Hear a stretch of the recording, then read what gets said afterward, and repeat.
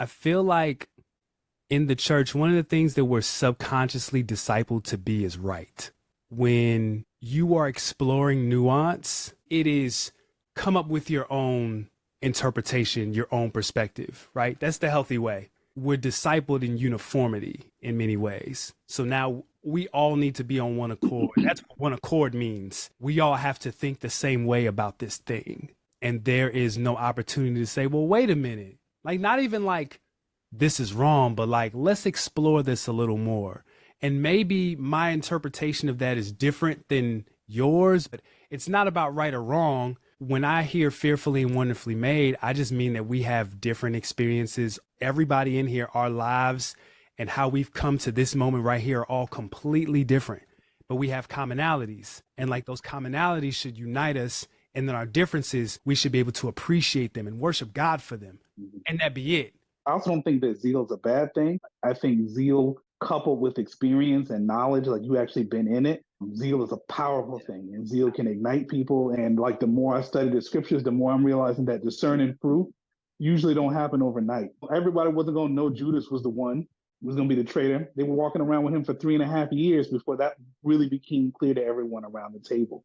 And so for these youngins and stuff like that, I just be like having zeal with like a real relationship with God that's matured through hardship, through stuff like that. Like that's what we need actually. One of the things that I wanted to interject as you guys were talking about, like what that really means to like be in the faith versus coming into the faith, was the discussion about what content would you present to somebody who's not a believer.